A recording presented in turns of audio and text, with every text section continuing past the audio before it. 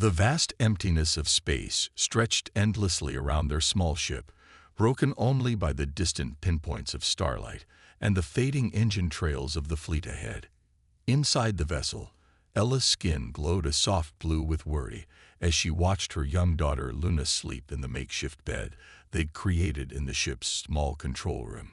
The Brightfolk fleet had been traveling for 3 months now, running from the resource wars that had torn their home system apart. Their people's natural bioluminescence, once a source of beauty and pride, had become dim and muted across the entire refugee fleet, a visible sign of their collective despair. Ella's ship had been having engine troubles for the past week. She tried her best to keep up with the fleet, pushing the aging engines beyond their limits, but each passing day saw them falling further and further behind. The rest of the fleet's lights were now barely visible in the distance, like fading stars about to disappear forever. The ship's communication system crackled to life, making Ella jump. The fleet commander's stern voice filled the small cabin. Vessel E-247, your speed continues to decrease. You're creating a vulnerability in our evacuation formation. Please, Ella responded, her skin flickering with desperation. We just need a few more days to repair the engines. Luna is too young to handle any more strain on our life support systems. There was a long pause before the commander spoke again. The needs of the many outweigh the needs of the few. We can't risk the safety of the entire fleet for one malfunctioning ship. His voice grew colder. You have become a liability. Ella's glow pulsed with fear. Commander, please. We have a child aboard. Which is exactly why you should understand. There are hundreds of children in this fleet. I cannot risk their safety. The commander's tone left no room for argument. May the eternal light guide you. Fleet, adjust course bearing 2-7-4. Maintain speed. No. Wait. Ella cried out, but the communication line went dead. Through the viewport, she watched in horror as the fleet's formation shifted. The distant lights of the other ships began to turn away, their new course taking them in a different direction. Tears rolled down Ella's cheeks as her skin dimmed to a pale gray of despair. A small voice behind her made her quickly wipe away her tears. Mother, why are the other ships leaving? Luna had woken up and was floating near her sleeping pod, her small form glowing with a child's naturally bright purple hue. Her large, silver eyes reflected the now distant lights of the fleet. Ella pushed off the wall to float over to her daughter, pulling her into a gentle embrace. Don't worry, little star. They just need to take a different path for a while. She forced her skin to brighten, not wanting her daughter to see her fear. Luna pressed her face against her mother's shoulder. But why can't we go with them?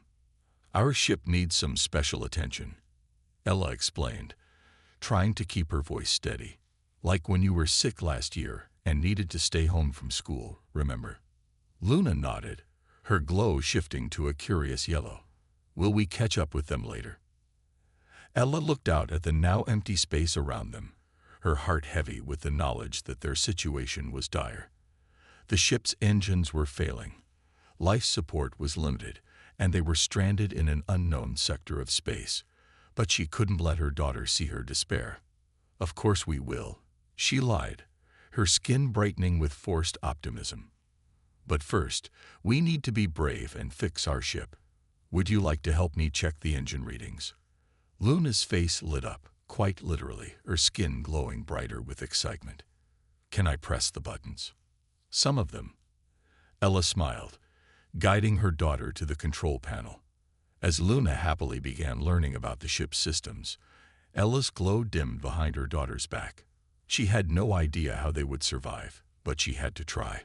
For Luna, she had to find a way. In the quiet of space, their small ship drifted alone, its fading lights the only sign of life in the endless dark. The war they'd fled was now the least of their concerns. Survival had become their only mission, and time was running out. 3 days had passed since the fleet left them behind. Ella sat at the ship's control panel, her fingers moving quickly across the screens as she shut down another section of their small vessel. The ship's power was running dangerously low, and she had already turned off everything they didn't absolutely need to survive. "Mother." Luna's voice came from their sleeping area, weaker than usual. "I'm cold again." Ella's heart sank as she turned to look at her daughter. Luna's usual bright glow had faded to a dull purple, and she was wrapped in all the blankets they had. The environmental controls were failing, making the ship's temperature drop steadily. "Come here, little star," Ella said, opening her arms. Luna floated over, dragging her favorite blanket with her. As soon as she reached her mother, Ella noticed how Luna's skin felt cooler than it should. Bright folk needed warmth to maintain their natural glow and health. "Why don't we play the light game?" Ella suggested, trying to keep her voice cheerful. The light game was an old bright folk tradition, where they created patterns with their natural glow. It would help keep Luna's mind off their situation, and the act of glowing might warm her up a little. Luna nodded weakly. "Can you make the dancing stars pattern?" Ella concentrated, making her skin pulse with waves of light that moved from her fingers up her arms, creating the illusion of starlight dancing across her body. Usually, Luna would laugh and try to copy the pattern, but today she just watched, her own glow barely flickering in response. A warning beep from the control panel interrupted their game. Ella quickly checked the readings and had to force herself not to show her fear. The oxygen recyclers were starting to fail. "Luna, sweetie, why don't you try to take a nap?" she suggested, helping her daughter back to the sleeping pod. "I need to send out another message for help." Once Luna was settled, Ella returned to the controls. She had been sending out distress signals every few hours, hoping someone would hear them. So far, there had been nothing but silence in return. She pressed the broadcast button again. "This is vessel E-247 of the Bright Folk Refugee Fleet. We have a child aboard and are in need of immediate assistance. Our life support systems are failing. Please, if anyone can hear this, we need help." The message went out into the empty space around them, and Ella waited, hoping desperately for a response. Only the quiet hum of the failing engines answered her. She checked their remaining supplies. They had enough food concentrate for maybe 2 more weeks, but without proper life support, that wouldn't matter. The temperature would continue to drop, and the oxygen would run out much sooner. A small cough from Luna made Ella's skin flash with worry. She floated back to check on her daughter, and found her shivering despite all the blankets. "Mother," Luna whispered, her silver eyes looking unusually dull. "I had a dream about home. About the light gardens where we used to play."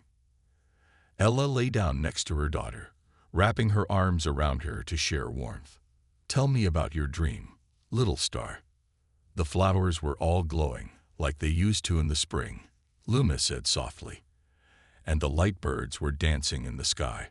Her voice grew quieter. "Do you think we'll ever see the light gardens again?" "Of course we will," Ella said, using all her strength to make her skin glow brightly and warmly for her daughter. "And when we do, we'll have new stories to tell about our adventure in space." Luna smiled weakly, her own glow brightening just a tiny bit. "Promise." "I promise," Ella whispered, holding her daughter close as Luna drifted off to sleep. Only then did she allow her own glow to dim, showing the fear she had been hiding. In the ship's small viewport, distant stars twinkled indifferently. Ella watched them through tears, wondering which one might bring help and which might be the last light she and Luna had ever saw. The ship's systems continued to beep their warnings, counting down the hours they had left. But somewhere in that vast darkness, though Ella didn't know it yet, hope was about to appear in the most unexpected form. A human ship called the Horizon, and its captain who was about to change everything. Captain Tom Reed sat in his chair on the bridge of the research vessel Horizon, sipping his morning coffee and reviewing star charts. The small human ship was on its usual mission, exploring the edges of known space and collecting data about distant star systems. The quiet of his morning routine was interrupted by an urgent beeping from the communication console. "Captain," called out his ship's eye, "I'm detecting a distress signal. It's very weak, but it's there.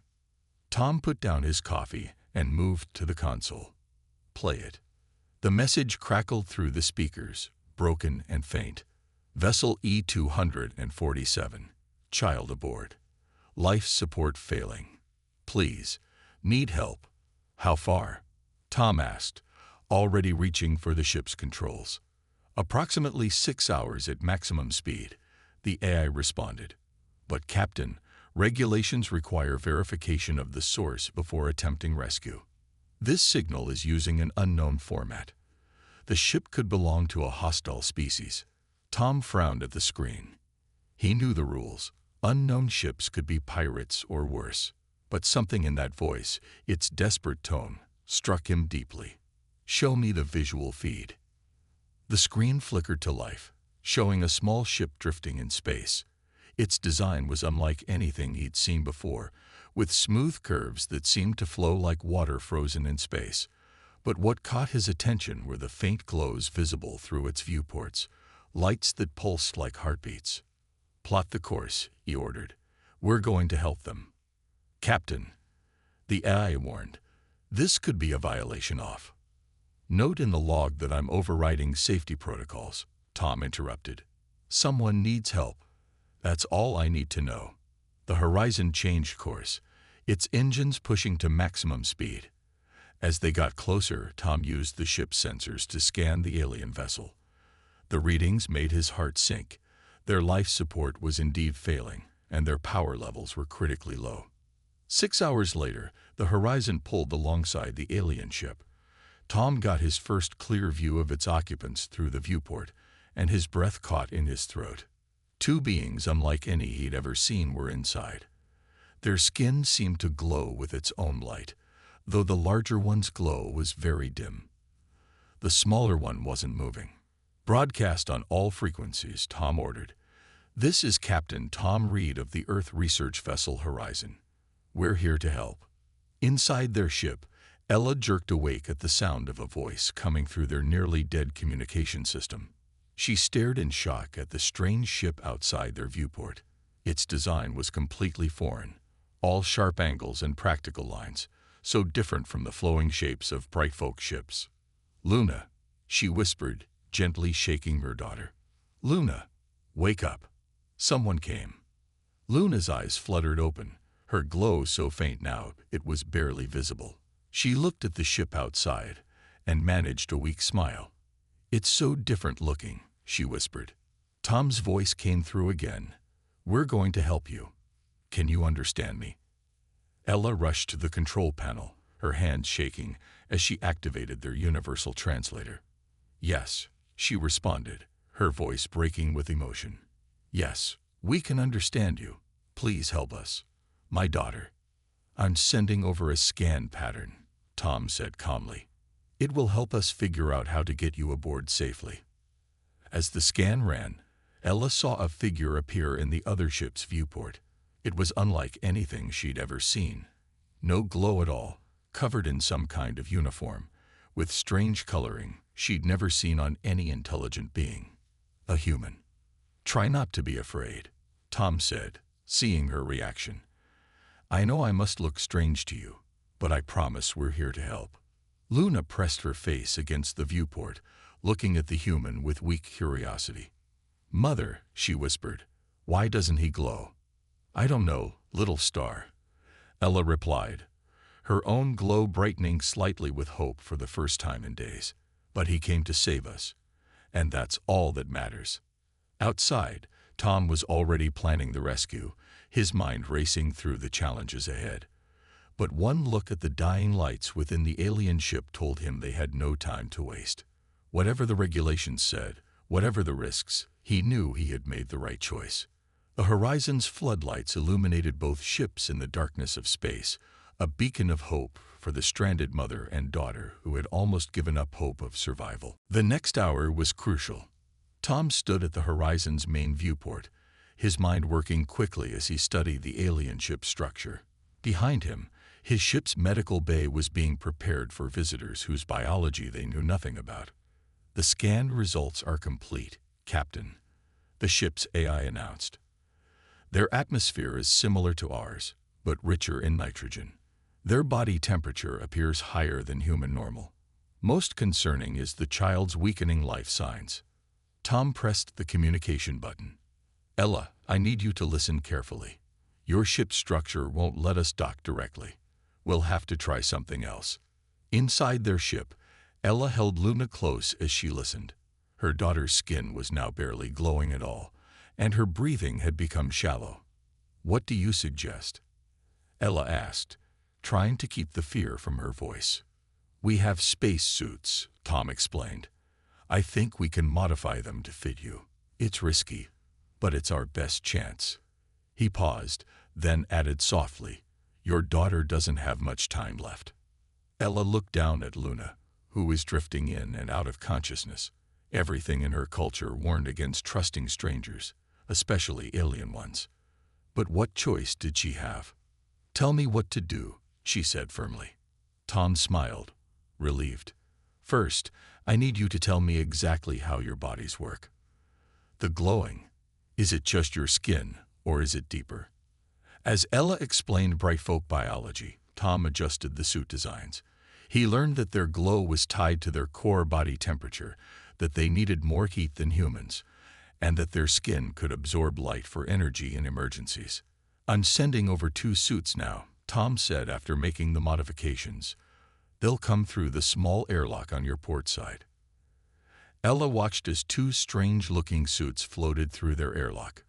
They were bulky and seemed impossibly rigid compared to the flowing designs her people preferred. But she could see the care that had gone into modifying them. Extra heating elements had been added, and the interior was lined with soft light panels. The larger suit is for you, Tom explained. I've adjusted the smaller one to maintain a higher temperature for Luna. The lights inside should help give you both energy. As Ella examined the suits, Tom continued talking, keeping his voice calm and friendly. He told her about Earth, about his own family back home, about the stars he'd explored. His words helped distract Luna, who had opened her eyes and was listening with weak interest. You have children too? Luna asked suddenly, her voice barely a whisper. Tom's voice softened. A daughter, just a little older than you. She loves to hear about the stars I visit. Luna's glow brightened just slightly. What's her favorite star? Alpha Centauri, Tom replied, smiling at the memory. She says it twinkles the prettiest. While they talked, Ella worked to get Luna into the smaller suit. It was awkward and heavy, but the moment it activated, warm light filled the inside. Luna's glow strengthened noticeably as the heat and light energized her depleted body. It's warm, Luna said, sounding stronger already. And pretty, like the light gardens. Ella felt tears in her eyes as she saw color returning to her daughter's skin. She quickly put on her own suit, surprised at how comfortable it felt despite its strange design. The suits are working, she told Tom, her voice thick with emotion. You saved her life already. We're not done yet, Tom replied gently. The hard part comes next. We'll need to bring you across to our ship. Are you ready? Ella looked at her daughter, now floating in the human-made suit that glowed almost as brightly as she once had. Then she looked at their failing ship, the place that had almost become their tomb. Finally, she looked at the horizon, with its strange design and the even stranger being who had shown them such kindness. Yes, she said firmly. We're ready. Through the viewport, she saw Tom nod. The rescue was far from over, but for the first time since being abandoned by their fleet, Ella felt real hope.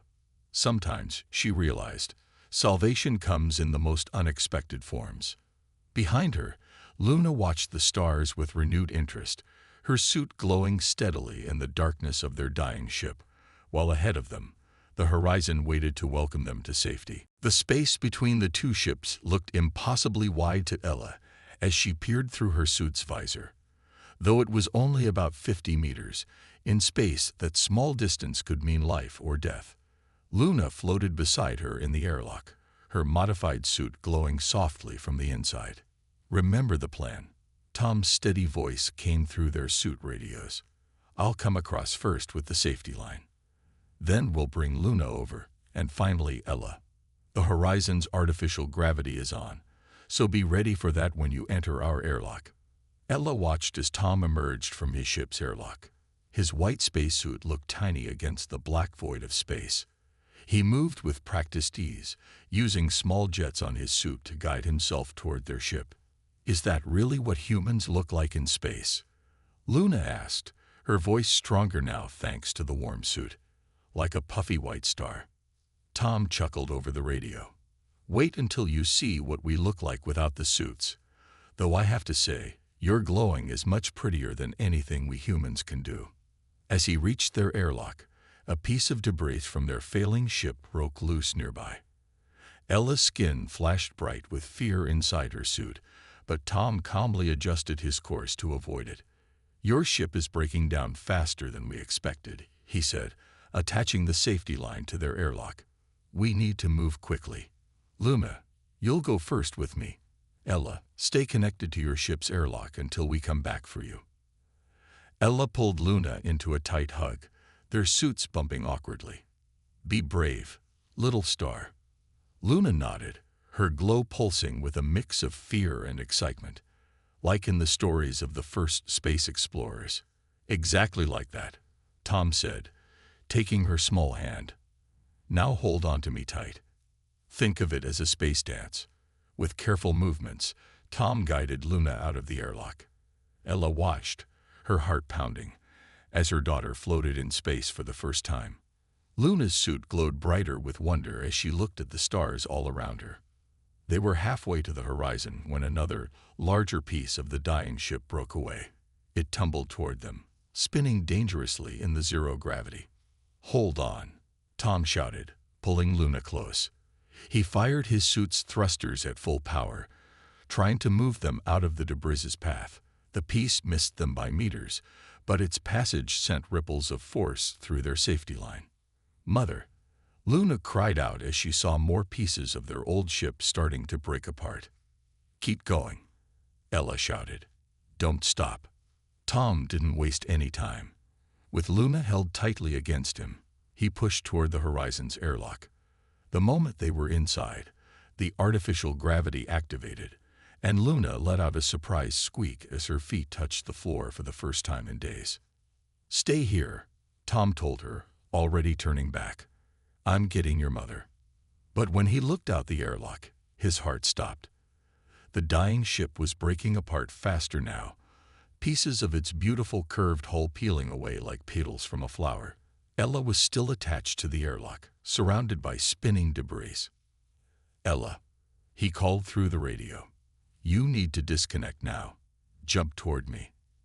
Ella looked at the disintegrating ship around her, then at the safety line that stretched through the debris field to the horizon. Fear made her glow pulse rapidly, but the sight of Luna safely in the other ship gave her courage. She unclipped from her ship's airlock and pushed off hard, just as a large section of hull tore away behind her.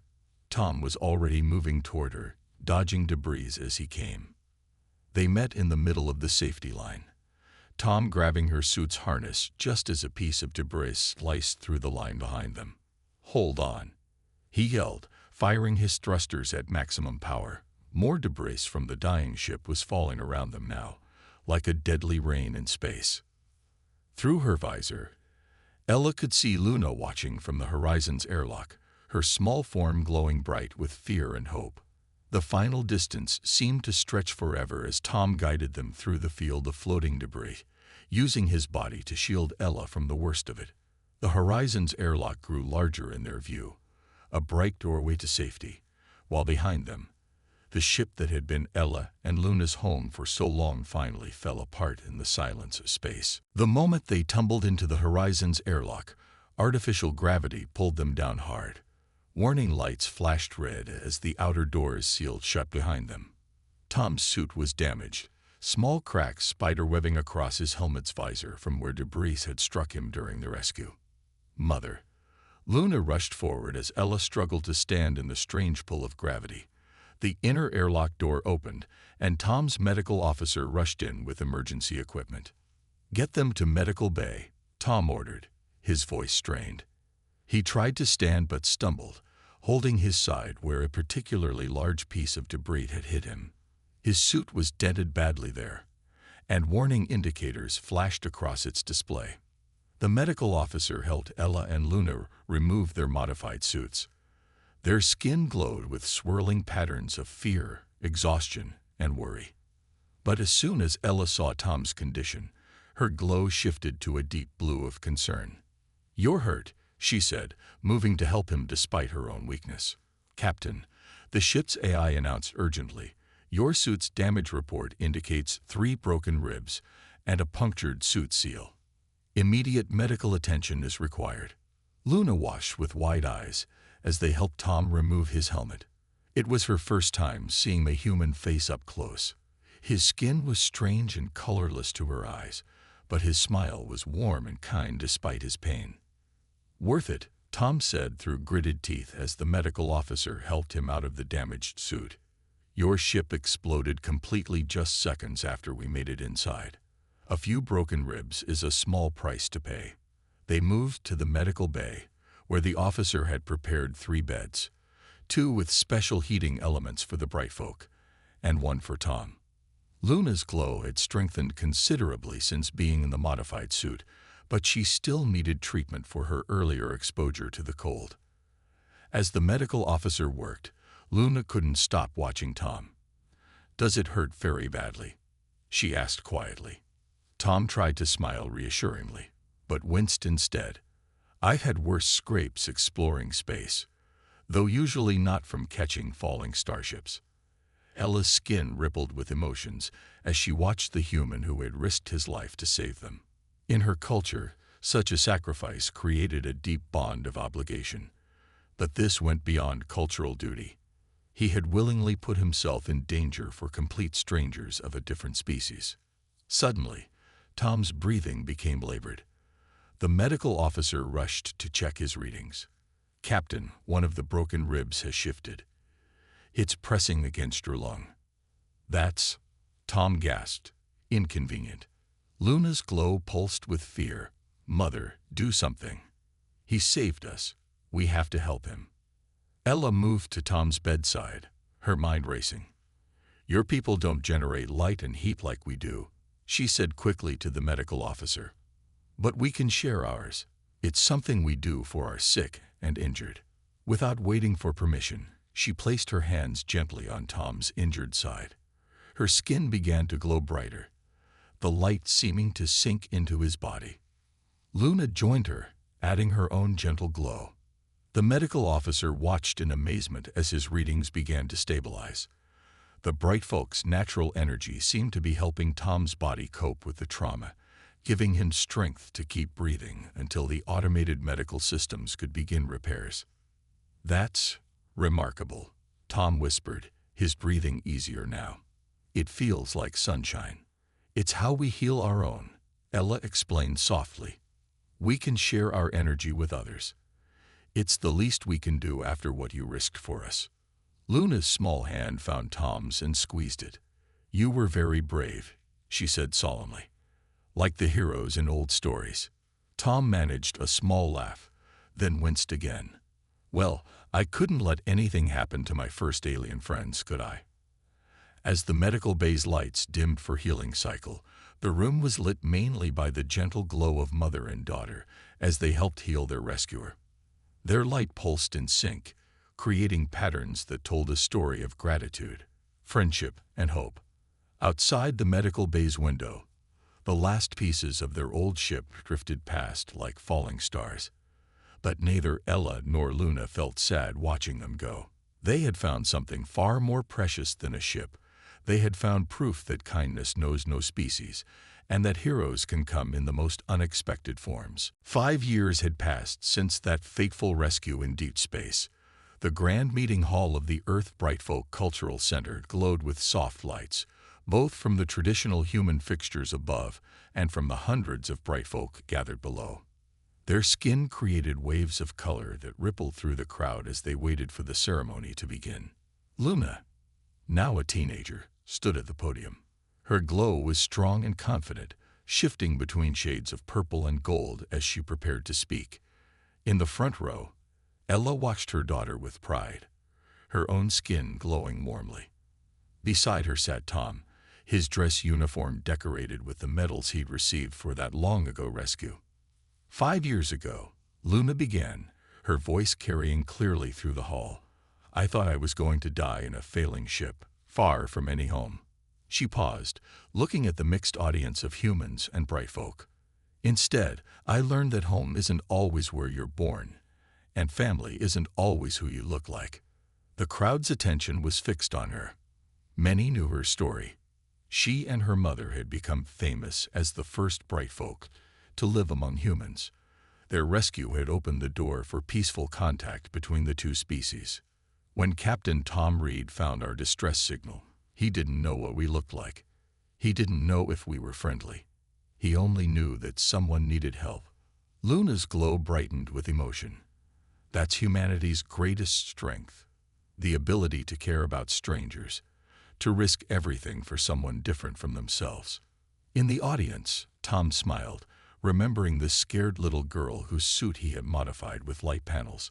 Now she stood tall, her natural glow far outshining any artificial light he could have made. Today, as I become the first official ambassador between our peoples, I want to share something we've learned. Luna raised her hands, and the bright folk in the audience raised theirs in response. Together, their glow created a beautiful aurora of colors that filled the hall.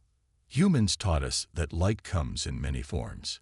Yes, we bright folk can glow with our bodies, but humans glow with their hearts. They shine through their actions, their courage, and their kindness. Ella reached over and squeezed Tom's hand. Over the years, he had become like family to them.